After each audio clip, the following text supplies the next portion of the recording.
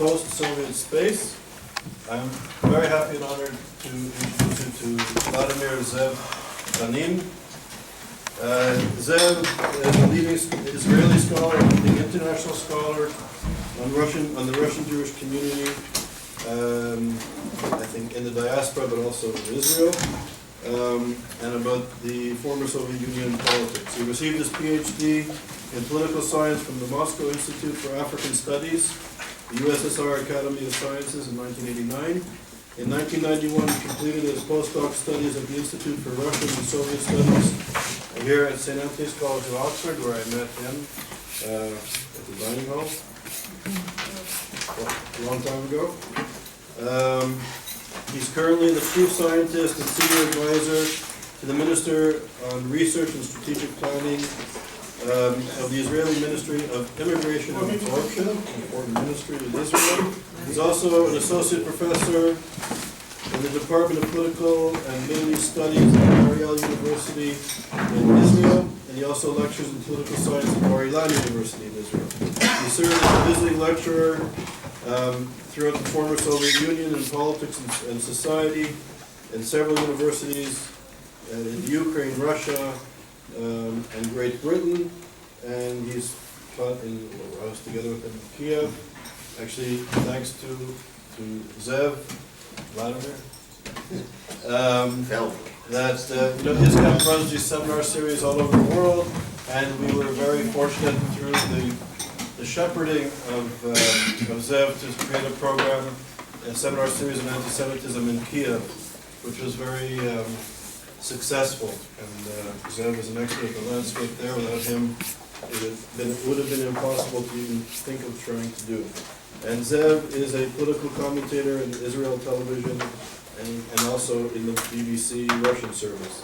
His list of publications you can read is long and significant, so it's really an honor that you're back here to present to us. Dear Charles, thanks for your very warm introduction. It's a pleasure and privilege to be here with you, ladies and gentlemen, and it's important, very important for me to escape for the 3 days from my bureaucratic space and to be again in the atmosphere of intellectual discussion. And I would like to prelude my presentation with two comments with you, please. First, that in fact we have quite a lot of allusions, or we could make a bridge between previous lecture of Michal and what we see at the moment in the post-Soviet space, especially Russia, Ukraine, Belarus, Moldova, Baltic states. So if we use his criteria of Apfelstrudel, that means Central Europe is actually the place where Apfelstrudel is used. So and to change it for manifestations of anti-Semitism, for Russia, Ukraine is in Central Europe. But coming back to the Apfelstrudel, I would say that I would definitely include Tel Aviv to that, but exclude Vienna, because Apfelstrudel's Vienna, to my mind, is not so good. Still. Next to the university. But second, telling seriously, I really believe that Israel is in fact a Central European country, but because of the roots and all what you said before. However, what happened in Israel is actually, it was 15 or 20 years before it happened in Central European states, or afterwards. For instance, Israel succeeded to preserve new economic policy, that means semi-liberal, semi-open regime of the early 20s, which Soviet Union lost, and Israel preserved and developed further. Israel, earlier than Czechoslovakia, had its experience of establishment of regime of so-called socialism with a human face, and our Velvet Revolution was 15 years earlier than it happened actually in the East Central Europe. From this point of view, I would say that what we are talking about in this afternoon, in these two sessions, yours and mine, are very much applicable to what we experience in Israel and back. My second note to our Hungarian colleague, I do agree with you that we should not, I'll explain why it's important. I do agree that we shouldn't take too seriously results of the sociological polls due to reservations that you mentioned. However, if we will use time and again, doing constantly, every year or every 2 years, the same questionnaire, according to the same methodology, we at least understand the direction things developing. And make some sort of conclusions that, to my mind, would not be too distant from the fact. I will tell you why I'm mentioning this, because what I'm going to present here, dear colleagues, is actually a result of an ongoing sociological study, which includes both quantitative methods, sociological opinion polls, including those who were done in Russia and Ukraine. The most recent one was done by the Levada Center, one of the most serious sociological poll agency in Moscow, in Russia, on the invitation of the Russian Jewish Congress, which was completed at the end of the last year, and was presented to us, to those who were in the observatory body earlier this year. So this, our last seminar last year and this seminar actually among the first presentations of these results, and also a sort of a quantitative study that was done in Russia and Ukraine, which included inputs of different opinion makers and observers from inside, which we asked how they would define manifestations of anti-Semitism in the territory of the contemporary post-Soviet Eastern Europe, if I may use this word, and whether we are able to come to this or that conclusions concerning this issue. So let us start from the very beginning. I would like, first of all, excuse me, what they did, I don't know. Yeah. As you probably know, the post-Soviet space, including Russia and Ukraine, is believed to be like a secure island concerning in terms of anti-Semitism. There are many of those who believe that the limited number of manifestations of anti-Semitism in comparison to what we experience in Central and Western Europe may us to believe that post-Soviet space, in fact, if not free from anti-Semitism, but actually it is, that's, how you say it, Michal? Ghost from the past? Yeah, ghost from the past. In fact, we shouldn't talk about that. I remember this wonderful story when Charles asked me whether it makes sense to organize this seminar series on anti-Semitism, and I approached a few of my colleagues of, I would say, liberal, anti-authoritarian camp in a couple of Western-oriented Russian universities. They told me we wouldn't like to do that because anti-Semitism is non-issue in Russia. However, when we approached to our Ukrainian colleagues, they said, "Oh, really? Very interesting project. Let's do that." So there is anti-Semitism in Ukraine and no anti-Semitism in Russia. Believe you or not. However, still. Results of the sociological study, including those where I was involved, they clearly show that we have, rather than open manifestations of anti-Semitism, also there are also some. But we have some internal basis, a background for that sooner or later could be transformed exactly as what it was said by my colleague in concern of post-Soviet space, post-communist space in Eastern Europe. They might result in elements of the open anti-Semitism, thus meaning that we again would ask ourselves whether these are the ghosts from the past or something which expect us in the future. Let me show you a couple of results of this study in Russia. You can see here a list of opinion polls of the Levada Center, where you see that there is a certain consistency. There is a consistent level of those who approach the Jews with a sympathy, starting from 1996, mid-90s, and until the current decade. However, if you will have a look on the bottom line, the sum of the negative estimations, you can see that a certain growth in the early 2000s, that the period of economic crisis, and starting off new confrontation. Some people believe that it's a new Cold War between Russia and the West, which immediately had its own implication on the relations of local population toward the Jews, and certain degrees of these anti-Semitic aspirations and sentiments towards the end of the first decade of this century. We actually were interested to know, it's probably, I agree with the colleague by saying that it would be not productive to ask a person whether he is anti-Semite or not. Yeah, it's better to ask what does he think, how many anti-Semites in his immediate neighborhood. So you can see that there are very few people that believe that almost all the society they belong to, they are anti-Semite. That's in the framework of the statistical statistical error. However, you see here that there are quite a number of people, more than a quarter, that believe that actually more than the half, or about the half people, in this or that way express their anti-Semitic sentiments. If you will ask, when respondents were asked, I'm sorry, whether contemporary current anti-Semitism in their society is bigger or lesser than it used to be a few years ago, we see that more than half in 1990s, for them it was difficult to define, even now. Still, 1990 is in immediate post-Soviet time.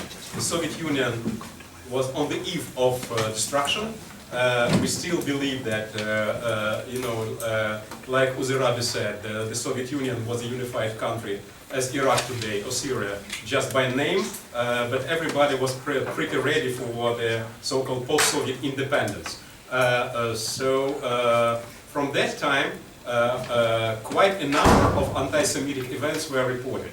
A substantial numbers of Russian Jews, those who made Aliyah, who came to Israel in the 1990-1991, until now, they report in their opinion polls that they made Aliyah due to the fear of anti-Semitism, due to the fear of pogroms or anti-Semitic incidents. You see that in the same year, less than 20% they believed that anti-Semitism either increased or remained the same. That time they believed they even decreased. However, you see from year to year, in the opinion polls of the respectable, conducted by the respectable sociological center, that the number of expectations of anti-Semitism, the whole atmosphere which conquered the Russian society, is more and more anti-Semitic. It doesn't mean, to your very fruitful and important discussion in the previous session, whether the actual number of anti-Semitic accidents increased, decreased, or remained the same. It's important there is a sort of a mental and spiritual background to these events, and nobody knows what will happen in the future. With the regime change, with the economic crisis, with the ideological shift, with the new round of the Cold War with the West, the authorities might find a way to direct the people's hatred or the people's fears into regular direction. Still, but if you come back to anti-Semitism proper, that you can account, you can see that it's not so much. In Russia, you see in 2015 only 30 of events of an open anti-Semitism, or those who were reported and defined as anti-Semitic, and you have 31 victims. It's useless to discuss whether it's too many or too little. Even one is too much. However, it's uncomparable with the all the theories of the Kristallnacht. Okay. If we will come back to comparison of Russia and Ukraine, we see that except small growth in Ukraine after the Revolution of Dignity in 2014 and 2015, still you have that all these figures are pretty comparable. It's not so many examples of anti-Semitic vandalism that had place in these two countries that are, according to the Israeli, for instance, public opinion and historical memory of Israeli Jews, they are, together with some other countries, that are on the top of the list of anti-Semitic societies. Anti-Semitic vandalism in Ukraine, for instance, in the decade between 2004 and 2014, you see there is a decrease and increase still in absolute figures, not so many of them. Why? Just briefly, I've already had a chance to address more extensively to this issue during our last year sessions. Just to remind to all of us, there are 5 reasons for that, to my mind. One reason, and the decrease, dramatic demographic decrease of the Jewish communities. Jew became a theoretical phenomenon rather than something which is, or somebody which you face to face every day. Okay. As you said, showing the situation in Austria, it could be anti-Semitism without Jews, you know. So about 80% of Austrians and about 60% of Poles believe that their society is anti-Semitic. Also, there are about 7,000 or 10,000 Jews in Austria, and even less in Poland. Still, it could be. But if we will compare that, what happens in Russia with the Soviet period, we might say that Jews became almost invisible. Of course, if it not comes to the Jewish oligarchs that rule the economy, and Jewish politicians that rule the country, and Jewish culture figures that conduct the culture, you know, and mass media, and so on and so forth. So still, again, coming back to our discussion during the break, whether you can define these sort of proclamations as anti-Semitism or not anti-Semitism. For instance, we had a very interesting discussion with the people of Anti-Defamation League. To my mind, when somebody says that Jews is about composed of about less than 0.5% of Ukrainian population, but more than 5% of the members of Ukrainian parliament, and about 10% of members of Ukrainian government, and there are 30 to 40 among 100 of wealthiest businessmen in Ukraine. The conclusion: Jews are overrepresented in the government and economic life of the country. To my mind, it's just an expression. To their mind, it's an indication of anti-Semitism. So it's the question. There are two aspects of anti-Semitism. Anti-Semitism you can live with, and anti-Semitism you cannot live with, and that becomes a very subjective point. From this point of view, the reason one, Jews became less visible in the public square in Russia and also in Ukraine. The second reason, to my mind, is the mass conscience of the Jews in the position, conscious approach to the Jews in their former function. The major enemy is actually they are replaced there by Muslim immigrants.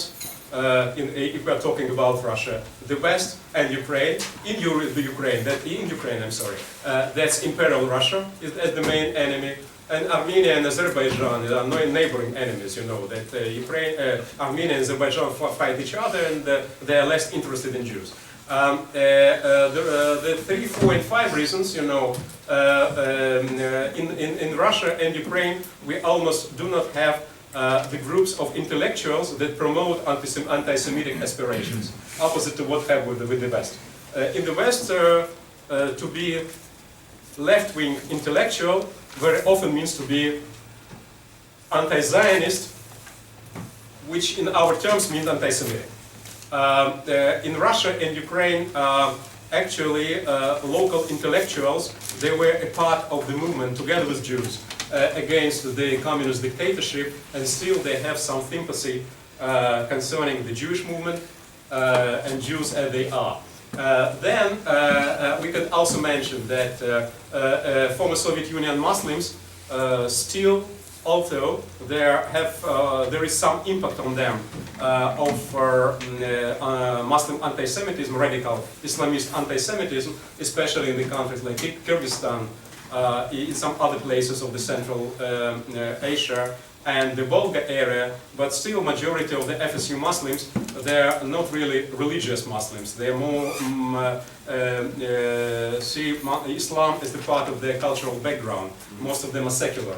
And that is why they are less under the impact of the classical Islamist anti-Semitism. And the post-Soviet authoritarian regimes still see anti-Semitism as a non-authorized violence. They stop any non-authorized public movement, whether it will be for liberalization and whether it will be against the Jews. If something is not authorized, it's forbidden. That is why, meantime, the post-Soviet authoritarian regimes are against anti-Semitism. On the contrary, there is in some cases they present themselves as Philosemitic, and until it happens, there is no a place for development of anti-Semitism. However, and they have already mentioned it from the very beginning, I would say it would be wrong to believe that shifting of anti-party or negativism to USA, Russia, the West, or some other subjects removes anti-Semitism immediately, completely, and still, if we are not able to report about clear-cut anti-Semitism, as our Russian colleague put it, asemitism, which means still a sort of unpleasant feeling and suspiciousness concerning Jews is inside. And that could create a background for open anti-Semitism also in future. Have a look at this data, for instance. You can see here that not a few of the Russian citizens time and again agree with the idea that Russia should be for ethnic Russians only. It's more and more from year to year. If you will have a look on different opinion poll data, that you see that more and more people agree and less disagree with the notion that ethnic Russians deserve certain privileges vis-à-vis the other nationalities, including Jews, of course.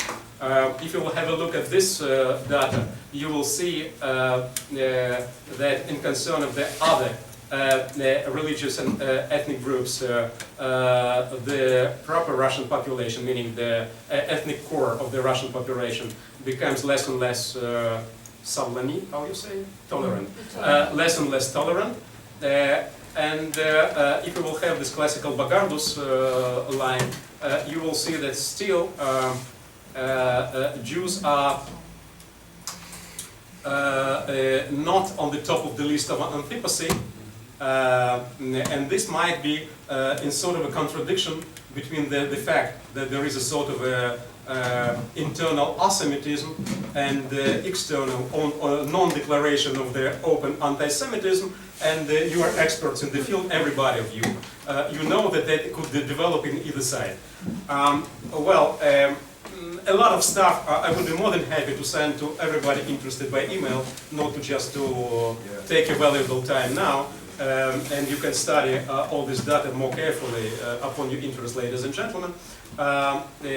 You can see that concerning the social distance, still 80% believe that agree that Jew could be their colleague at work.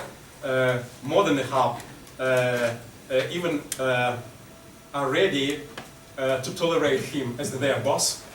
More than 80% don't mind to have them as neighbors. More than half even believe that they wouldn't mind should their son or daughter would marry Jewish. I would mind my son would marry not Jewish, but okay, but that's a different story. And again, whether you should define it as anti-Semitism or not.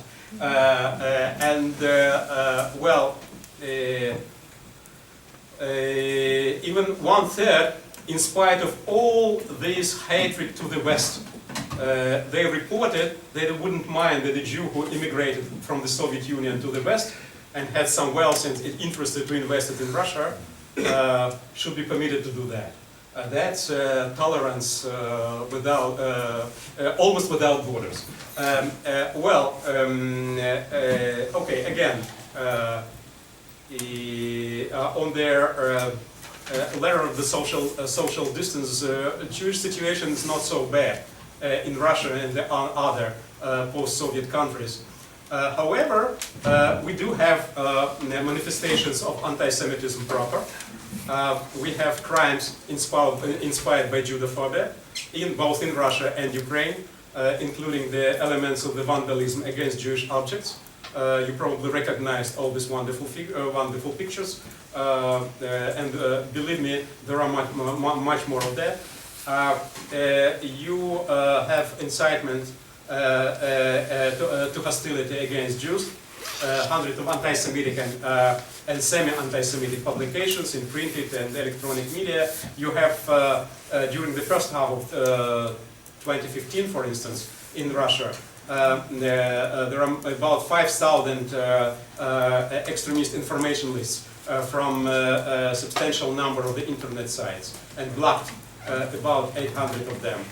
Still, there is a question whether they were blocked due to being anti-Semitic or because they were anti-authoritarian. That's also a good question, yeah, but which I don't have an answer, by the way. But still, there is an example, Alice, a sort of an indication like that. You have all sorts of elements of media anti-Semitism, including the revision of the Holocaust, the promotion of public stereotypes. Exactly, I will not come back to Mikhail's presentation. All the elements you presented are actually there. And you have elements of the political anti-Semitism, including playing the Jewish card in politics. One of our respondents, who were questions during the qualitative part of the study, he said things like that. But in fact, people are not interested in Jews because they have a long list of other problems. What is using this card are actually politicians in order to gain their public support. There are anti-Semitic radical right and radical left movements also, not only in the West. There are blackmailing of political enemies by being Jewish, with the help of claiming that they're Jewish. That's in some places in Russia and Ukraine, that's good enough in order to damage his or her chances to be elected, and some other. And of course, Jewish aspects of Russian-Ukrainian crisis, which Russian-Ukrainian war, which we'll address more extensively in a minute. You have a long list of anti-Semitic stereotypes. I love this example. One of our respondents was asked, what do they think about Jews in power from the very beginning of the Soviet Union? So he said, take Lenin, for example. Lenin was Jewish, half Jewish, all his friends and counterparts were Jewish, practically all. Lenin actually was the guy who established the State of Israel. With the help of Stalin, of course. By the way, it was said in Khabarovsk by the young generation, those who studied school and early university years. Of course, Yeltsin Еврей, Medvedev Евrei. By the way, I've heard a notion that Vladimir Vladimirovich Putin is also Jewish. They say that he's also a Mason. If you will come back to the quantitative study, you will see that from year to year, starting from 1990 and until 2015, when respondents were asked what are their definition of Zionism, you see that less than 1/5 they believe that Zionism is the national Jewish movement to establish the Jewish national state, and nothing more than that. Others, also that's the relative majority said that, but there are not a few of those who believe that ideology proves of Israeli aggression in the Middle East. They believe that Zionism is the way to promote Jewish religion and impose Jewish religion on others. They believe that Some of them probably believe that all the Jewish culture organizations that are flourishing now in Russia in the recent years, they're actually the Zionist centers. That might not mean anything at the moment, but that might mean a lot in the case when the official policy will change. And at the end of the day, we would say, answering the question, would you agree that that Jew could be a president of your country? Well, I would say that 21% constantly, less than about 1/5, constantly believe that they wouldn't have anything against Jewish be the president. Why should I believe if our president is Jewish anyway? Yeah, both in Russia and Ukraine, if Poroshenko is in fact Watzman and Yeltsin is in fact Eltsin and Vladimir Putin is in fact Jewish, why should I be against it? That means I'm not against the authorities. Still more than 2/3 at the moment, and this number is decreasing, that is actually not a good idea. We could speak a lot about anti-Semitic stereotypes, including one of the notions that in fact there is no anti-Semitism in our society, and if there is anti-Semitism, Jews are themselves responsible for that. That's also in Russia, and I don't know who influenced whom. Czechoslovakia, the former Soviet Union, or back, including the doctor's plot. I don't know what was Slansky as an example to Stalin, or Stalin actually tried first on the animals. I mean, sorry, it wasn't a good joke. Tried first on the new communist satellites. Their policy. Still believe that Jews workers that they're chosen people, and so on and so forth. Ladies and gentlemen, quite a lot of information. I don't have time to explain everything, and quite a lot of people still believe that they are greedy and tricky. All this traditional day-to-day anti-Semitism. The Jews help only to Jewish, that they manipulative and tricky, that they are lacking any patriotism and will always look for better conditions only for themselves. And even if not in this country, they will move to another one if it will be better, and so on and so forth. Almost a half agree that they're first interested in their own interest and less in interest of the country they live in. Conclusions are obvious. I will skip that. Let me go to the second part of my lecture, and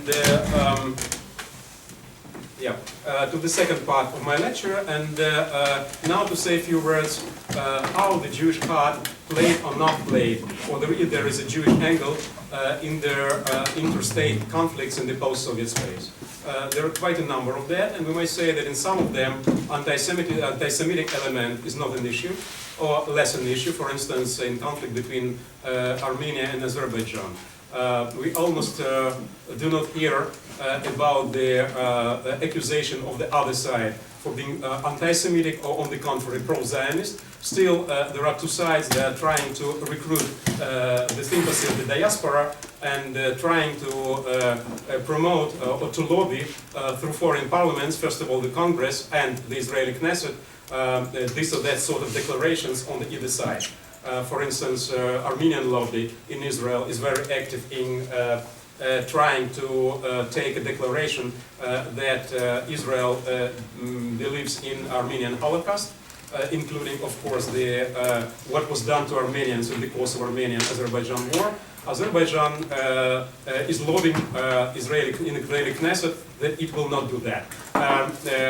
However, if we will take, for instance, Russian-Georgian war of 2008, the Jewish card was almost non-played at that time, and authorities of Moscow were careful enough not to mention the issue, and one of the results of that was that actually the Jewish community of both countries didn't have to identify with either side. meaning that there was not an anti-Georgian hysteria in Russia in spite of the war. That is why the Jews hadn't to take a side, and that is why the anti-Semitic issue wasn't so much in the discussion. The story in Russian-Ukrainian war is different. In the Russian-Ukrainian war, we openly see the using of the anti-Semitic card in the war, both in the traditional terms of this word, but even more as the tool of accusation of the other side in anti-Semitism. One of my colleagues explained it in this way, that if in the past the conflict between different anti-Semitic organizations, neo-fascist or radical nationalist in the post-Soviet country, that 80% or 90% of time they invested into fighting each other, competing for the status of the organization which hates Jews in a more rational way. I mean, we hate Jews more correctly than you. That is why we are a real, real and correct nationalists. Okay? Now, if you understand what I mean, now the story is a little bit opposite. That means that now two competing sides and fighting sides, they fight for the status of Philosemites, accusing the other side in anti-Semitism, whether it's true or not. If you will take, that is why my research question, you can see, that's the result, actually questions that we asked at the end of our sociological study. It was whether we could say that anti-Semitism became a substantial factor of intra- and inter-ethnic conflicts in the post-Soviet space, and is there an implication of classical or traditional anti-Semitism or a new form of anti-Semitism? And from this point of view, to come back to the issue which I described previously, what are the Jews for the contemporary post-Soviet society? What are they? And who are they? Okay? If you will come back briefly to the beginning of the anti-Semitic using of anti-Semitic tool in the Russian-Ukrainian conflict, we will see that initiative probably came from Moscow. For them it was very important to describe those who participated in, they call it, a revolution of dignity, those who removed Yanukovych, pro-Moscow, corrupt Yanukovych regime, and believed that those the regime that will come instead will be pro-Western, European-oriented, free from corruption, and oriented toward the interest of the people, those who are the normal core of the local society. What it was, it is something which have some echo also in Russia. It was very, there are quite a lot of people who are sick and tired of what they see here, there in Russia at the moment. They might accept these ideas also in terms of development of this sort of a Russian protest movement. So it is necessary to show that those who did this revolution and those who stayed in the Maidan, meaning in the central square of Kiev, which became a platform of a revolution of dignity, they are not just the people, they are not people who are fighting for their future, whatever it is. Yeah? They are people who are actually those who are ready to bring to power Banderovцы, the radical Ukrainian nationalists, who are cooperated with fascists. That's a traditional Soviet notion, but in the post-Soviet period, and especially in the few recent years, they added to this anti-Semitism. So those who are standing in Maidan, they are fascists, radical nationalists, cooperates of Hitler, and anti-Semites. That is why anti-Semites, or maybe first of all anti-Semites. So the issue of anti-Semitism, this logic, actually greatly impact the anti-Ukrainian Russian propaganda, mostly for abroad, but also internally.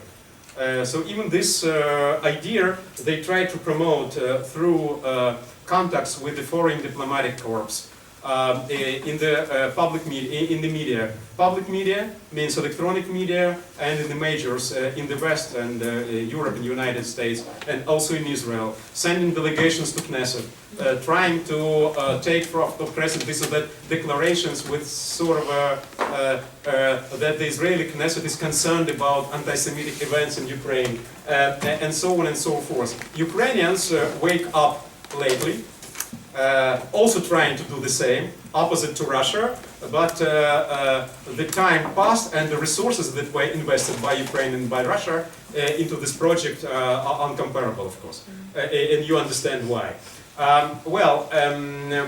If we will take the case of Crimea, for instance, for the first time in the Crimean history, after the referendum concerning the appending of Crimea to Russia, secession from Ukraine and appending to Russia, for the first time in the Crimean history there was an act of vandalism in the Simferopol, the capital of Ukraine, synagogue.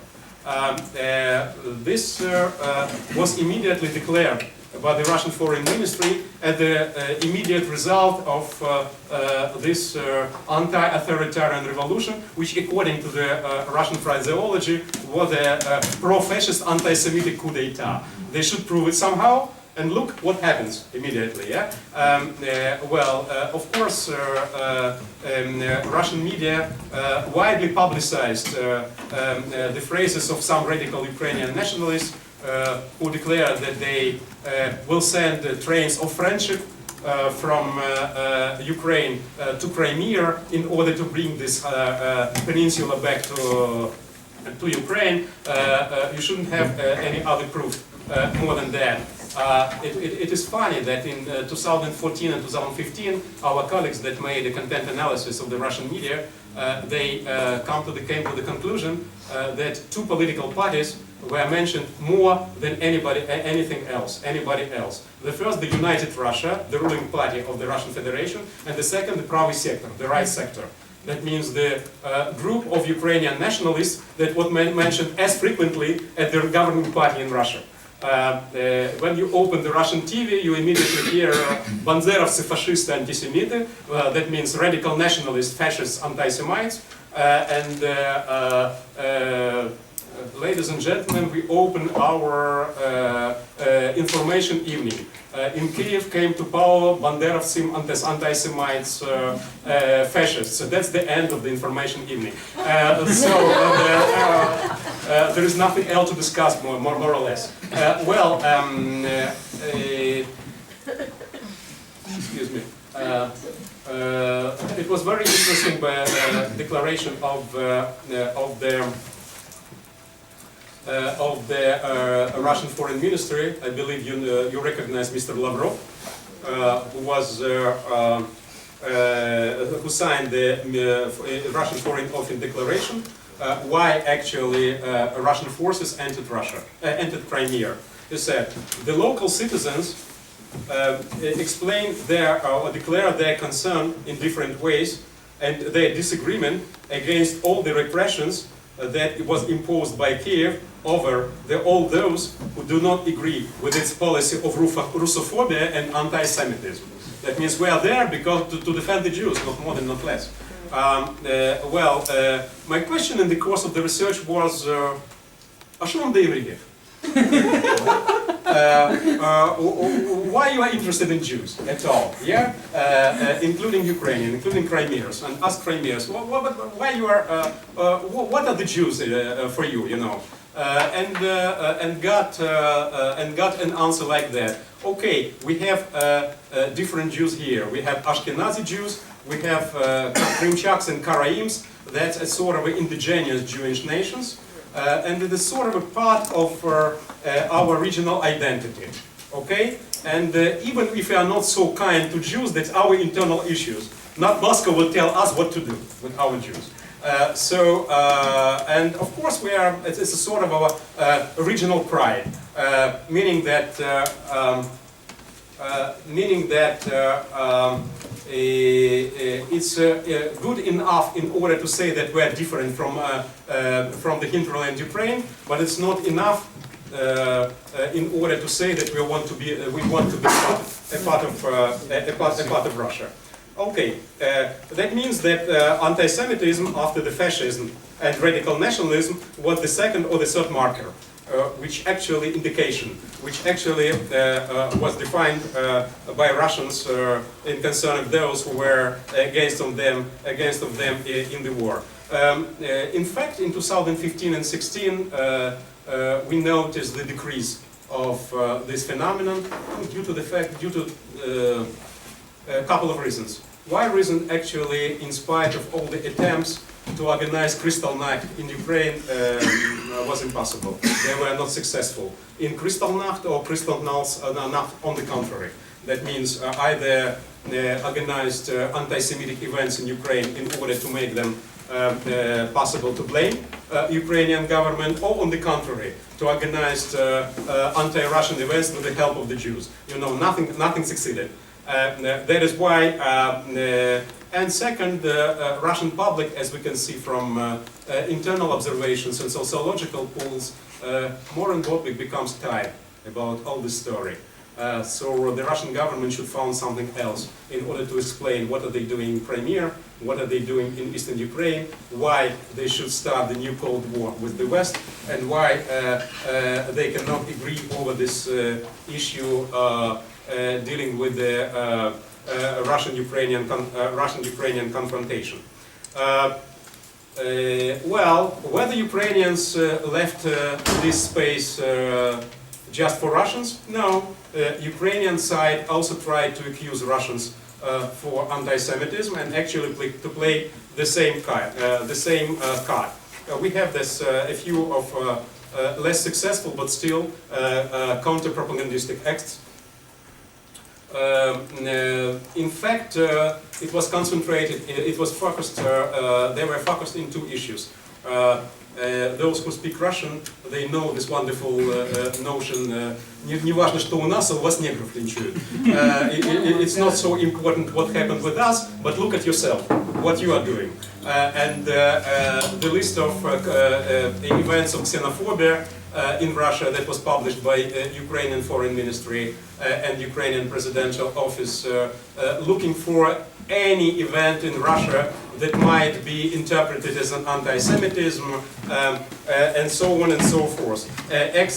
Beating of rabbis, acts of vandalism against the synagogues, Jewish cemeteries, Jewish objects, Jewish centers, also quite few of them, but still each one became sort of a definition on what happens in Russia, and so on and so forth. So there is a sort of a fight between two political subjects. One is trying to preserve empire, and one is trying to defend its nation state and independence. They use this Jewish card, fighting for the status, who loves Jews in more correct way and hates their haters in a more correct way. Still, there is a Kolomia case. My Ukrainian friends probably know this story. There was a sort of event which was immediately defined as anti-Semitic riot in Kolomia. Kolomia is a district center, former shtetl, Jewish settlement, Jewish neighborhood, in one of the provinces of western Ukraine, which boasts the list of important rabbis and Jewish culture and yeshivas and synagogues and so on and so forth. The story is the following. Just a minute, I will use to. It's indicative because it's indicative. Probably 20 years ago, local Jewish community got a permission of the local authorities in order to make a reconstruction of the former Jewish cemetery, which went away in the time of German occupation of this territory.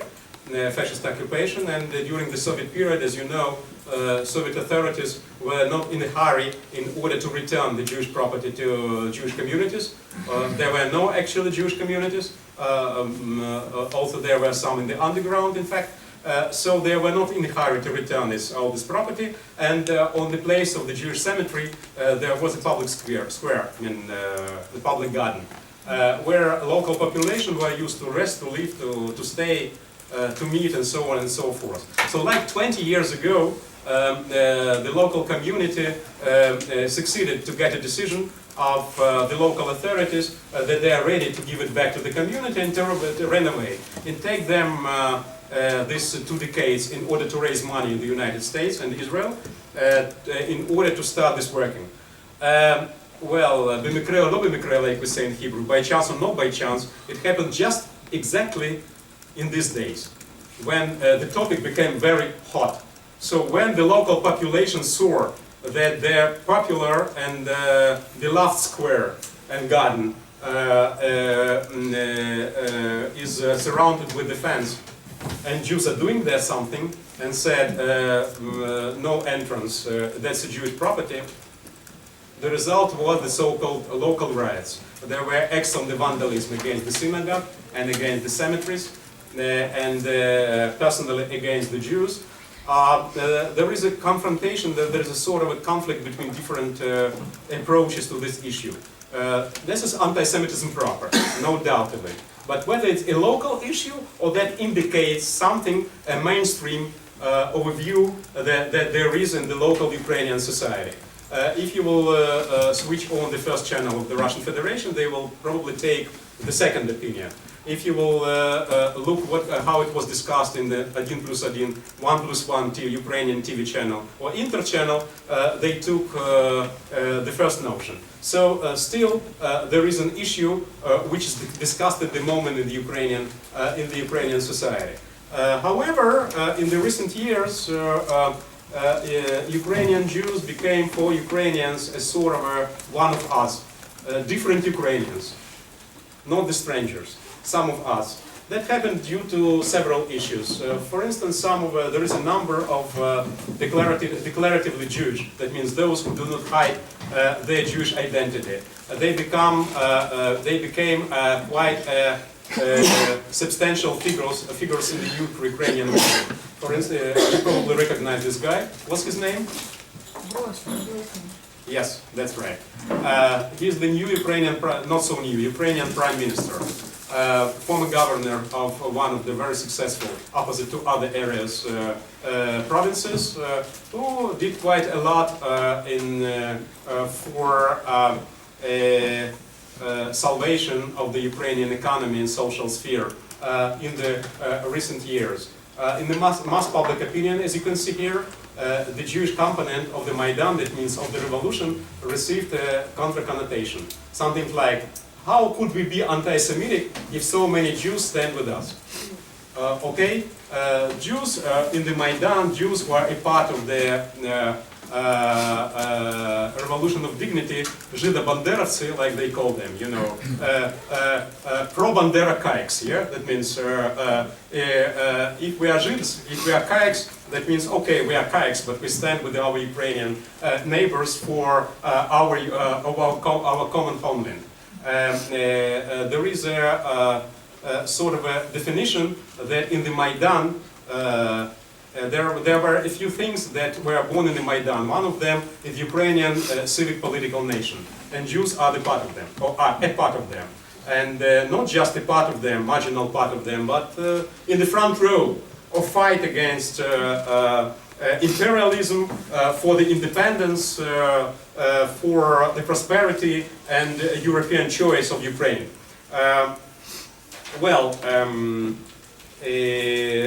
We have a couple of Israelis that joined the Ukrainian army and even trained Ukrainian soldiers that fought against the Russian army or pro-Russian militants. Their role is dramatically overestimated, friends, okay? But of course each fact like that was widely publicized. It was so far publicized, so extensively publicized, that these 2 or 3 guys who actually joined the Ukrainian army now have problem to return to Israel. Because according to Israeli law, Israeli citizen should not join the fighting foreign army.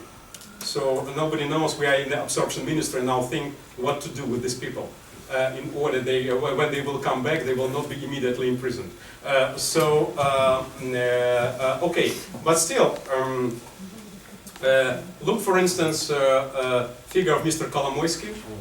I shouldn't explain to our Ukrainian Russian friends who this person is. Oleg and Valeria are actually from the same area, from the same province, which this guy was the governor. He's, in Jewish terms, he's a classical Gvir. In contemporary, Gvir in Yiddish, that's a strong man.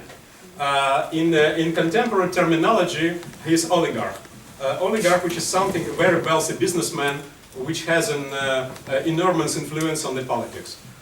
When in the first days and first weeks and first months of Russian invasion to Crimea and eastern Ukraine, Ukrainian authorities didn't know what to do. Everything was breaking down. Everything was, you know, well, escaping from their hands. Power, resources, money, nothing. He was one of these guys, those guys who took responsibility, who funded the establishment of military units, those who stopped actually the pro-Russian invasion on the first steps. That would be done even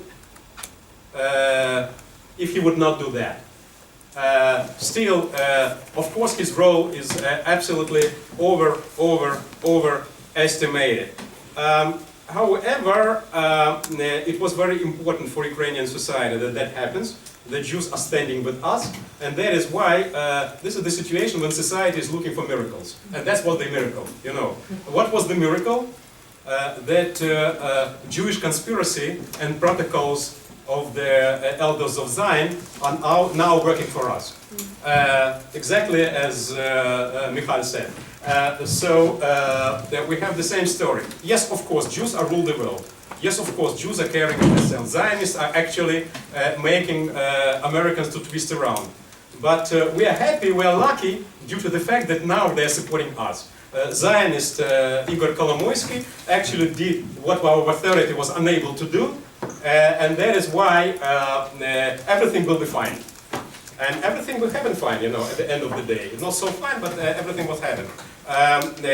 The story that we should take Israeli experience, copy-paste, it was actually the idea of that days. That Israel, United States already copied. That Ukrainian army should copy an experience of Tzahal, Tzva Haganah Israel, IDF, Israeli Defense Forces. That Ukraine should develop the same economy, high-tech economy, post-industrial economy like Israel. That Ukraine should compare its destiny with Israel. And here you see the same story concerning the fight of Israelis against the Islamic terrorism. They compare it with the fight of Ukrainians against Russian invasion. It was very easy, also oversimplified, to explain. Crimea is like a Gaza Strip. Donetsk and Lugansk district like Judea and Samaria, like West Bank. So what is not unclear? What is unclear? Everything is clear. Okay, the operation, how do you call it in English? Tsukeitan? We have a name in English here. Pillar of defense. Huh? Pillar of defense. Pillar of defense? No, I don't think so. No. That's official.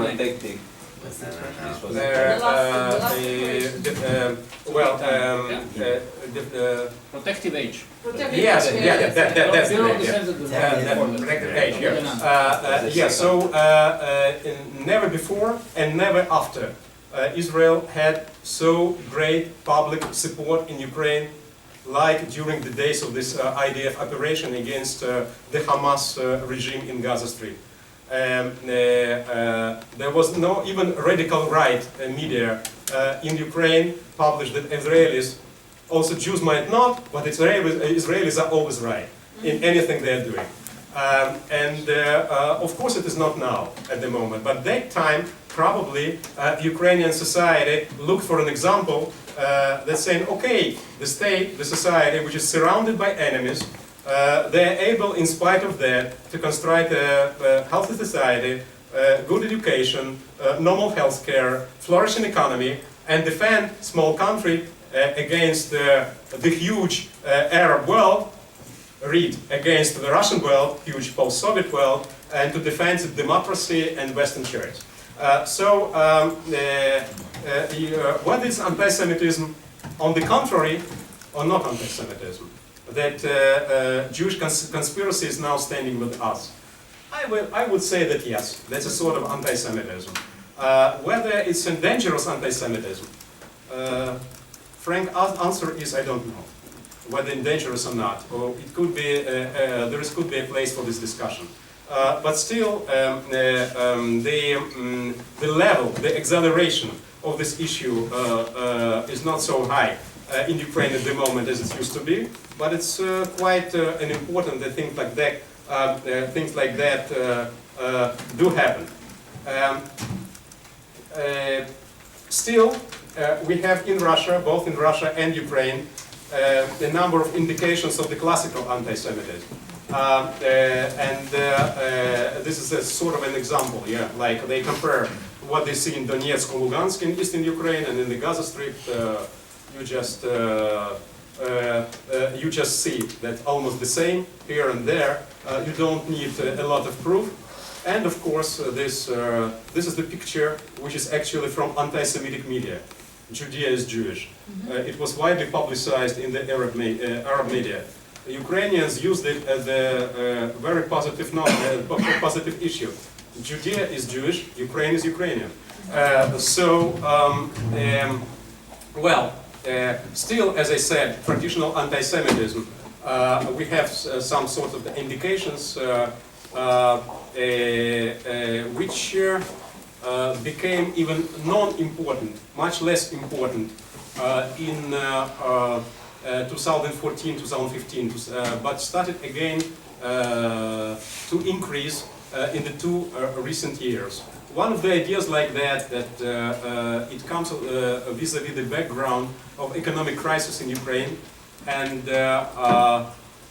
disappointment with the result of the war with Russia, so-called ATO, anti-terrorist operation in eastern Ukraine, and new reforms that were implemented by the revolutionary government, which brought, I would say, ambivalent results, including the attempt to make a liberalization of land owning, which is being done by the local government under the pressure of International Monetary Fund and European Union that provide the tranches that provide money in order to keep Ukrainian economy swimming this or that way. But they also insist on liberalization of the local economy, including the land. Our Ukrainian friends know perfectly well, and I guess you ladies and gentlemen as well know, that in fact there was no real land reform in the post-Soviet Union. It was just declared, but nothing actually happened. That also brought to the fact that former collective farm barons, counts, they became unbelievably rich because they got the land. They were chairman of the local communist collective farms, and actually got this land for nothing because it was forbidden to privatize it, to sell it. So they just got it for themselves, and you can just imagine if this sort of collective farm in the suburb of a big city, Zaporozhye, Dnipropetrovsk, Lvov, Lugansk, Kiev, if you just change the status of agricultural land to the land which is permitted to build, these guys became billionaires overnight, yeah, without investing any dollar, just a grosh, without investing anything. So they have money and they have lobby in order to prevent privatization and liberalization of the agriculture together with liberalization of the whole economy. Well, actually, but the International Monetary Fund, the European Union insist on that. And the government is doing that. So who is doing that? Jews. Waltzman, which is in fact the real name of President Poroshenko. Who else is doing that? All the Jews who are in government, besides Klitschko, who is the mayor of Kiev, who is the only one who is actually Jewish, or have some Jewish roots. But he's not described as Jewish often because he's a boxer. He's a very good sportsman. It's something which doesn't go together, you know. A sportsman and a Jew. So the only one who is Jewish is not described like that. But all the rest of the people they actually do. Have a look at this. No one of them is Jewish.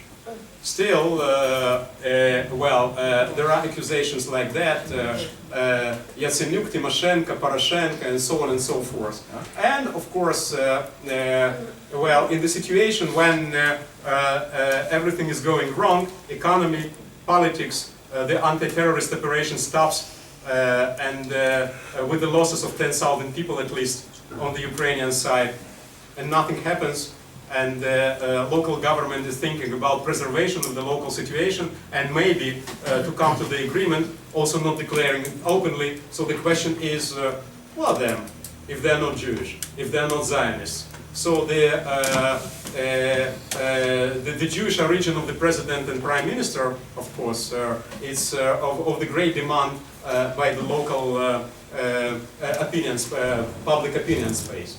As far as the Russia is concerned, let us be 2 minutes more, and then I'm going to finish. Well,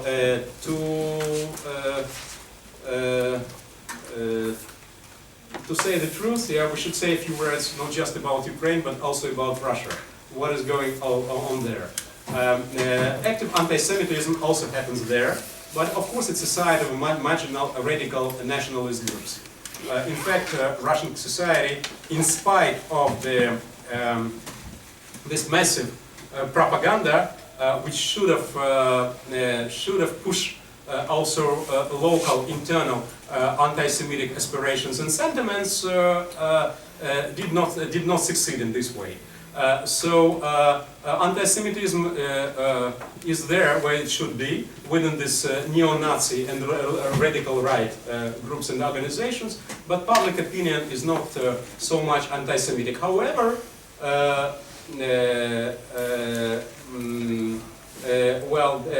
even add to that the authorities are actually do not support these marginal groups, and authorities are actually show that they are friendly to Jewish, and president goes to synagogue and goes to Jewish museum and even donated his monthly salary to establishment of the Jewish museum. So they show that Jews are a part of the official Russian public sphere. Still, there are some of anti-Semitic elements within the society, and nobody knows what will happen again. They actively use the contemporary Ukrainian politics of memory, changing the names for the figures which are heroes in Ukrainian historical memory, but anti-figures in the Russian and the Polish, and what is more important, in the Jewish public historical memory. And there are some commentators that believe that this policy and politics of memory might do what Russian propaganda was unsuccessful to do, to take Jews out of the mainstream of Israeli, Israeli as well, if we're talking about diaspora, of Ukrainian mainstream collective identity. Some sociological polls show that certain part, not all and not the majority, but certain part of Ukrainian population, again, ready, not completed it, but ready to move from understanding of Jews as part of us, different, but part of us, to close stranger. That it was happened after the destruction of the Soviet Union. The last, very last point. How it's whether it impact the Russian Jewish diaspora. Russian Jewish diaspora, despite the sociological media, Uzi Rabi explained us extensively how important social media is at the moment. But despite what we can see in the social media, as if, for instance, Russian former Soviet Jews who moved to Israel, more than a million, as you know, they wake up in the morning and go to bed in the evening with just the only thinking, who is right, Russia or Ukraine in their conflict. In fact, this is not like that. If you will have a look what happened, our opinion poll, which was done in the Russian-speaking community in 2014, and 3 years later, they show that only 10% 3 years ago anyhow took any active position in the Russian-Ukrainian conflict. About 40% did sympathize to one of the sides, either Russia or Ukraine, but believed that Israel should not interfere, and 50% were asking where the Russia and Ukraine. That means there is a famous Romeo and Juliet, Shakespeare. Чума на оба ваших дома. Oh, then you both of your houses. Yeah, that's right.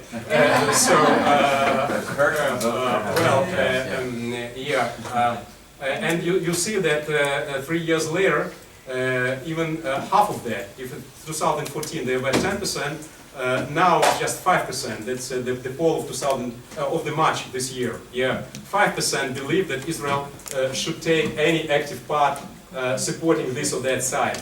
And 2/3 believe that the Russian-Ukrainian issue, let us leave to Russians and Ukrainians. We're Israelis, that's not our point. Still, we have among the classes of new immigrants at schools, our colleagues, those who teach in these classes, you know, they report about the conflict of those who immigrated from Ukraine and from Russia. We see it from among the participants of various Jewish community diaspora programs that come to Israel. Russians and Ukrainian Jews, almost do not speak to each other the first day. The second and third day they say, guys, forget it.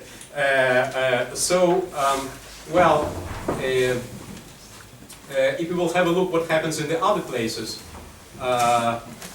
you can see that even those who immigrated to Israel made Aliyah to Israel from eastern Ukraine, from Donetsk, they're actually much more pro-Ukrainian than pro-Russian.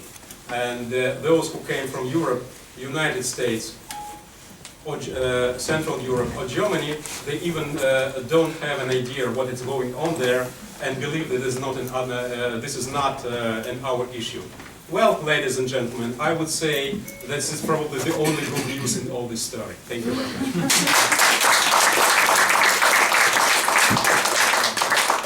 Thank you very much, Ze'ev. So we can open it up for questions, comments. Thank you so much for that. Thank you. Fascinating lecture. I myself have done about a dozen expeditions to Ukraine for Yiddish, for finding the oldest Yiddish speakers for a language atlas. And of course, in all these interviews, there was a lot of free speech anyway. And these elderly people would always share that for them the most painful kind of anti-Semitism is what you and others have referred to scientifically as historic memory issues, that there could be a statue or a street to Bandera, to Yushkevich, or even to Khmelnytsky. Yeah. And these people have not, by and large, been supporters of Putin or Russia or at all, but they often say with a little bit of Yiddish humor that after the statue of Bandera, I'm relieved to see the one of Lenin because he doesn't bother anybody. But in terms of anti-Semitism and the perception of anti-Semitism by the last generation of pre-Holocaust unassimilated Ukrainian Jewry, I think it has to be recognized as an important issue in anti-Semitism studies, even if not in practical or violent. Well, I don't have to say anything, but yes, you are right. I'm not sure you need any additional comment to that. I do agree with you that at the moment we have an interesting story. I remember an interesting picture from 1990s when one of the times that they came back to Kiev and came to their Khmelnytsky monument in the center of the city and saw there two groups of students, of schoolboys, pupils. One of them from the Cossack Collegium, that means school which promotes the Cossack, Ukrainian national identity, and the group of students from the Jewish school in Kiev. One of them was, both were headed by teachers who explain different stories, as you know. So this classical Ukrainian Cossack, and this classical Jew, Chabad rabbi, with all this, со всем этим прикидом, with all this, clothes and what it should have.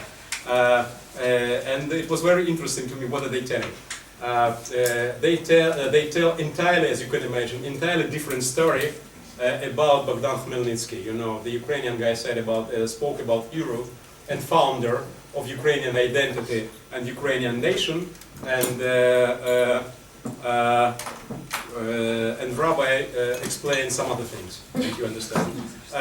So after they both finished their lectures, they came to each other, shake hands, drank some beer, and then and exchanged some ideas how to teach students better. Well, it was in 1990s and early 2000. We was under the impression that still all this fight of memory should be left to theoreticians, to historians, and let's turn over the page and start together, build a new society, whatever it is. You know, the anthem of Ukraine was translated into Yiddish, as you know. Then, okay, Ukrainian Jewish intelligentsia, they did quite a lot in order to be accepted as a part of us. You know? Now, at the moment, that felt in a bad time, when there is a sort of, on one hand, sort of disappointment in the strong Zionist hand that will solve all our problems, on one hand, and the situation that nothing happens. You know, so many people were lost that nothing happens. Somebody should be responsible for that. And if in this time, in this definite moment, fails, you know, all this story with the renaming, and Jews are starting to tell something about it, a local society and some intellectual part of it, they got an impression that they're against of our identity. Jews are against. Against of what? Identity? In fact, not. Memory? Of course not. But it's important the Jews are against. Against of something. And the figure of Waltzman against on the demand, you know, which is in fact Poroshenko or Beck, yeah? So from this point of view, we are not in easy situation, and I absolutely agree with you. Yeah, that's the point that they made to me. Just one follow-up. Then when I would go on to ask about the difference between their perceptions of Khmelnytsky and Bandera, then I began to feel what you've just explained, that they are ready for compromise about 1648 and 1649, but not about the murder of their grandparents and their families, because that somebody would rename a street in 2016 for Bandera is a signal to them that this murder of Ukrainian Jews is not such a big deal if someone involved in it also did other so-called great things. And it's a very painful point that won't go away. David, here in the academic community we all agree with the fact, and we can divide it further and further and analyze each element. Of course, when it comes back to the public square, as you say, our Hungarian colleague said that we are often overestimate whether people understand what they are asked in opinion polls. We sometimes overestimate that people, common people, understand all the allusions that stand behind this or that phenomenon or figure. And that what you're describing happens. By the way, what happens in a marginal way, but still happens, in concern of reference of Ukrainians to Israel. Some time ago, one of my Ukrainian colleagues drew my attention to a publication of Mr. Chernovil, a son of a famous fighter for Ukrainian independence. What's his name? Taras Chernovil, Vyacheslav son of Chernovil, yeah. Vyacheslav Chernovil. And Taras Chernovil, his son, wrote an article. Vyacheslav Chernovil was like a symbol and leader of liberal national wing of Ukrainian movement for independence. And his son has a controversial appearance. And he published in a popular Ukrainian weekly with a very wide circulation an article named The Price of Israeli Friendship. He didn't use quotation marks in the word friendship, but through the context it was pretty clear that he means Ukrainian friendship, Israeli friendship in the quotation marks. Yeah?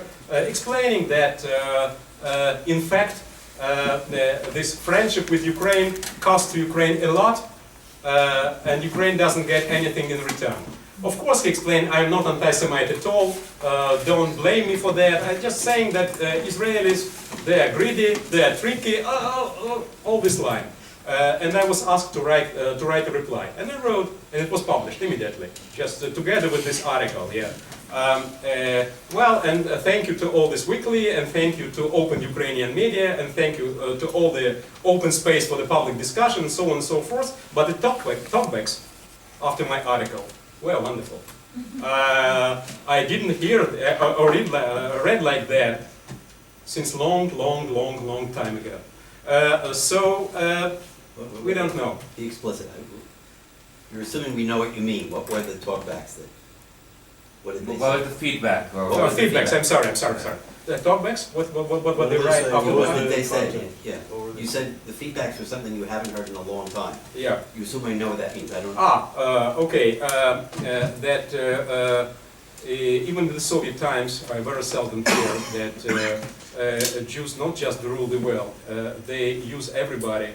They just touch them in order to enrich themselves at the expense of those who silly enough in order to cooperate with Israel. That when Israeli help was really needed, Israel betrayed Ukraine, and in fact is interested to cooperate with Russia against Ukraine. But what do we want from them? Israel is a Jewish state, and all of Jews are like that. And those who are as if trying to put themselves an image as if they are cooperate with Ukrainians in order to fight for Ukrainian independence, this will be very careful. In fact, they're doing in their own sake and in their own favor. And then the long list of traditional accusations that they killed the Jesus Christ, and they need the Christian blood for their ceremonies. Actually, these talkbacks were removed by the editorial body at the end of that day, and so on and so forth. So, okay, all this marginal. It doesn't concern to majority or even very substantial part of Ukrainian public, but is it there? And I hope that, and I agree with everybody by saying that Ukrainian and Jewish intelligence in Ukraine and Israelis and the international community should explain what is possible to explain to those who are ready to hear and ready to understand. Those who are ready to hear and are not ready to understand, nothing could be done. Let us try to live with that. Mr. Lambert. Isn't a historical fact that Vladimir killed Jews? And if so, what's the perception in Ukraine? Probably my Ukrainian friends will tell about that in much more extensive way than I could. In principle, there are two approaches to that. One approach, this is all lie and inspiration of Russians, or Zionist conspiracy. It's never happened. Second approach, and even some Jews were part of the Bandera paramilitary troops. Yeah, some of them did. They were like that as medical doctors or something like that. Yeah. Not only doctors. Huh? Not only doctors. Not only. Yeah. Also. No, they were like that. And there is Bandera before 1942 and Bandera after 42. But all this, the details that historians go to. Okay? When you are talking to the public, in fact, they need just a declaration. Yeah. Bandera killed Jews or didn't kill Jews? He killed Jews. That means he's fascist. Radical nationalists are those who rename the street, give to street name of Bandera. That means that are anti-Semite, fascist, and cooperates in Russian TV is right. Yeah. And if Jews who is saying like Ze'ev, yeah, who is saying, okay, let's take it into proportion. Let's put it in some framework. What happened that time, what happened this time, those who published, those who published in their newspaper something against Jews, they were killed in Babi Yar afterwards by themselves, yeah? By the same Germans. Well, it's a really difficult story. And the question is, should we discuss it now as the most important issue, or should we leave all the story to historians? There are two approaches, and I don't know who is right. You're a historian, right? Excuse me? You're a historian. I'm a political scientist. Okay. So, can you Forget about it, go away. Can you give us a fact? Excuse me? Can you give a fact about Bandera? A fact. Do Yes, no. Yes, they do give facts. Yeah, and Did Bandera kill Jews, yes or no? Bandera killed Jews or not? Some organizations are soldiers that fought on the side of the Ukrainian nationalist movements. This or that way, under this or that umbrella, were participating in Jewish massacres. But nobody rejects this fact. The question is whether it's due to the fact that they were Ukrainian nationalists, just because that were their conscious choice, or that was the part, as they thought, the way to liberate Ukraine from the Soviets. And Jews were the part of this Soviet regime. Yeah, that doesn't mean that they could escape this way from the accusations and remove the fact that they are guilty. But that's a little bit more complicated story that it could be put publicly. So we have a couple of minutes. I wanted to ask you, I wanted to make a statement, a positive statement. The issues we're dealing with is so heavy. So I want to say when I was a young boy, I was the president, the chairperson of the student struggle for Soviet Jewry in the 80s and 90s, and it's amazing that there's this, can you please be quiet for a moment? The sort of mass migration of Jews were free to leave the former Soviet Union, and now, to a large extent, Jewish life in Ukraine, Russia has improved tremendously since. Absolutely, yeah. It's astounding.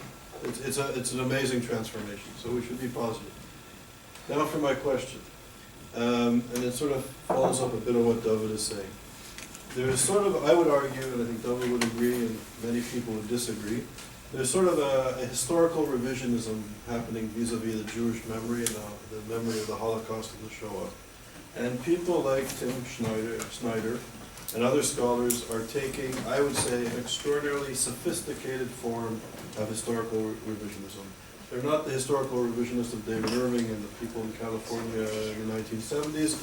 They're using geographical arguments in a very sophisticated way to minimize the uniqueness of the Holocaust. So Snyder will say, yes, let's look at the history of the Holocaust. He doesn't try to avoid it, he embraces it, but this happened over here, this happened over here, let's take a geographical argument to understand the bloodlines. And I think this is very, very dangerous because it's sophisticated, it's mainstream academic, and in another generation, the students of these scholars are going to obfuscate the memory of the Holocaust and the memory of the Jewish people in Europe. Yes, the answer is yes. Now, I was in Babi Yar, the commemoration of the 75th anniversary of Babi Yar. You were there. It happened a few months ago, and the World Jewish Congress had a big event, and Tim Snyder comes in with this Ukrainian-Canadian association promoting Jewish Reconciliation.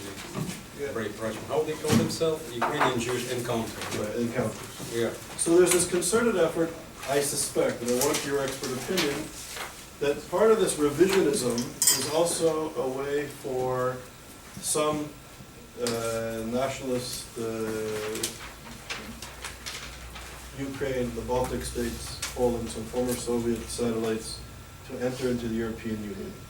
And it's a concerted effort. And these encounter groups, and there's several that are springing up, are throwing a few dollars dealing with the memory of the Holocaust, I would suspect, as a vehicle to enter into the European Union and normalize relations with the Western Europe. What's your comments on this? Well, I would just quote Yaroslav Gritsak, a very great Ukrainian intellectual, Ukrainian, not Jewish, professor of Ukrainian Catholic University in Lviv, who is a world-caliber historian and philosopher of liberal national camp, who is saying that understanding and acknowledgement of the Holocaust and the role which our people played in the Holocaust is actually an entrance ticket in the European Union. And Ukrainians, according to him, for quite a long period of time, were trying to enter this train leading to the European Union without buying a ticket. So without acknowledgement of their role in the Antisemitism, fusion of Jews, and even the role in the Holocaust. I don't think there is you need any other comment for that. Okay, so on that serious note, Maybe our Ukrainian friends have comments because I said a lot about Ukraine and they probably have in response to say something, no? I thank you for your lecture, and I hope few words about discussion with historical memory. For example, in a local city, Dnipro, 1 million inhabitants, we complete our historical memory on the street with, for example, with a name for Menachem Mendel Schneerson, Rebbe, Lubavitchky Rebbe, and his street cross with the street Simon Petlura. On the historical Soviet memory, Petlura was anti-Semite as a Bandera. But we know about Jabotinsky, write about Petlura and other. Well, Petlura wasn't anti-Semite. No, he wasn't. Wasn't anti-Semite. Yeah.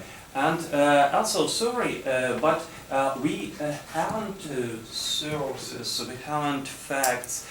We can say about people who was member of OUN, Bandera's organization, who killed people. Yes. So, I hope we do as do it Igor Shupak in Museum of Holocaust and Jewish history in Dnipro. He said about all parts of Ukrainians who killed, who was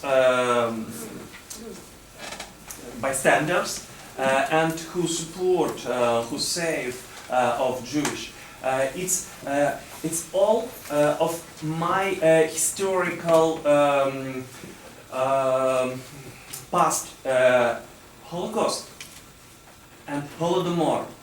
It's also part of my memory. And it's not revisionism. For chance. Sorry. What's not revisionism? I didn't understand. What's not revisionism? I didn't understand the last part of revisionism. If we say not only about Holocaust in the bloody lands, we say also about our tragedy. But my tragedy, I'm Ukrainian. But my tragedy is not only Holodomor, when 4 million people killed by Stalin. Also my tragedy, it's Holocaust, when on my land more than million and 15,000 of Jewish people killed by Hitler. Yeah, it's not revisionism.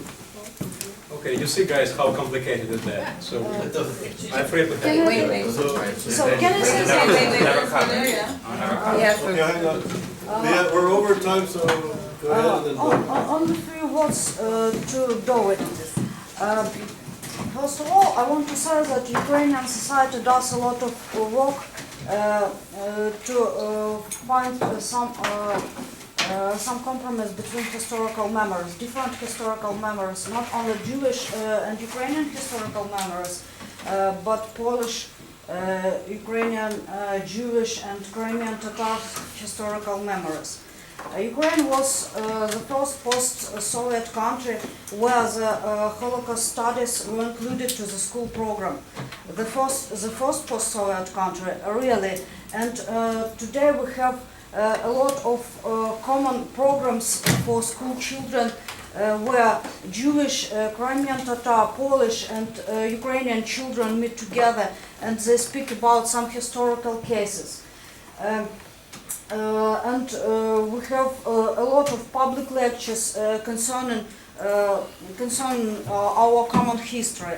That's all led to some very interesting case. When in Russia, on TV show, there was asked what is Holocaust through the common people. Somebody answered, it is a holiday. Somebody answered, it's something concerning Jews. Somebody answered, I don't know, somebody answered, I wasn't taught at school, and only 2 of nearly 15 answered what is really Holocaust. When it was asked in Dnipro, there was no mistakes. Everybody answered what is Holocaust. Everybody knew, and it is a great deal of Ukrainian scholars and Ukrainian society.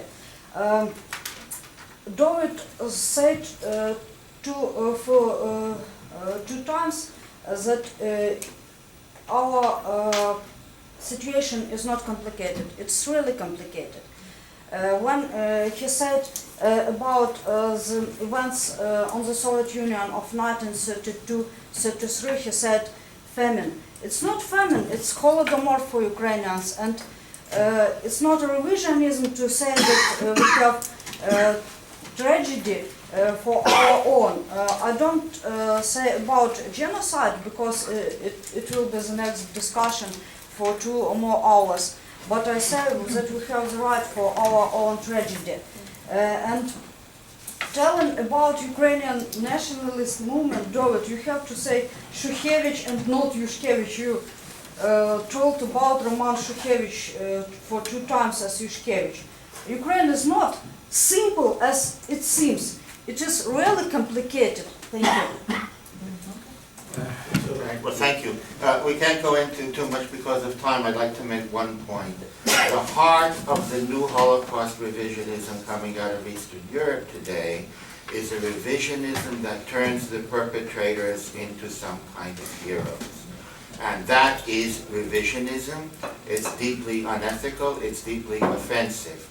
If groups like the OUN and UPA were responsible for the murder of hundreds of thousands of Jews and Poles, as they were, then it does not affect the bigger picture that, like the Nazis themselves, like the Germans, they saved a few Nutzige Juden who they needed as doctors or something else.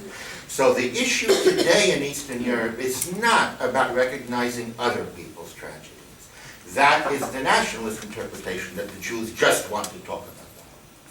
The issue today is that the Holocaust is being revised, downgraded, and misrepresented as one of many equal events, in part by the current redefinition of criminals as heroes. So when a street is renamed in 2016 for someone responsible for the murder of hundreds of thousands of innocent people during the Holocaust, it is an issue that we must discuss openly and frankly and without prejudice to any opinions. Thank you.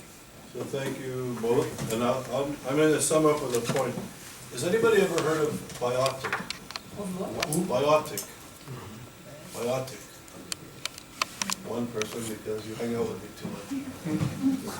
The biotic people were the indigenous people of what we now call Newfoundland. Newfoundland. That's what the British settlers called Newfoundland. The biotic people were the indigenous people of Newfoundland. For 132 years, the British hunted the biotic people for sport. Okay, in 1832, the last biotic person was a woman named Shawan DeWitt, passed away of natural causes. She was an elderly woman. That resulted in the complete annihilation of the biotic people of Newfoundland. Now Canada, which I was born, I'm a proud Canadian citizen, Canada was the first nation to apologize for the genocide and the displacement and the catastrophes in which British and French and other settlers treated the indigenous people. Apologized before him, but before whom? They were the first nation to apologize for their treatment of the Yes, indigenous. but before whom? No baletics. There's other indigenous. They people. acknowledge. If I may finish. So as a liberal Canadian, I'm proud to have said that my country apologized for the genocide in which my nation was created on. That's my bigness. That's my liberalism. Canada is seen as a leading multicultural liberal society because we acknowledge our history.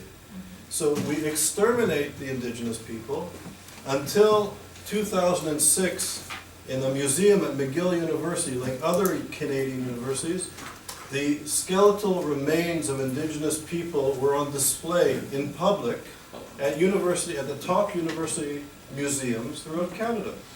Hitler created the Museum for the Extinct Jewish Race based on the museums that existed in places like Canada. So, ladies and gentlemen, the histories are contentious. But still, But, let me just finish my point, it's important. okay. It's very important. That the memory of the survivors of the Holocaust and the people that did serious research on the Shoah, that if this history is being rewritten in the name of anything, it's not to minimize other people's suffering. Many people suffer, and that history should be known and should be shared, and we should learn from it. But I don't have a right to define Ukrainian history, the history of the nationalist movement, but at the same time, the nationalists should be very sympathetic and careful not to rewrite the history of the Shoah and the history of the survivors and of the victims. And tragically, there are no indigenous historians. I don't think anybody around this table, with all our concern for human rights, of oppression, justice, anti-Semitism, and other forms of hatred, I bet there are very few people that can name an indigenous thinker, philosopher, or historian, because they've been removed from the conversation. So the narrative, the Jewish narrative of the survivors of the Holocaust, of the serious scholarship that has been done, I think should be revered and respected, because it's a testament to other peoples who did not have the good fortune to survive, that their narrative survived. There's a lot to be learned from this. So on this note, I appreciate the conversation, I appreciate Ze'ev's comments, and I appreciate the respect and the exchange of contentious ideas here, and may we continue. So thank you, Ze'ev. Thank you.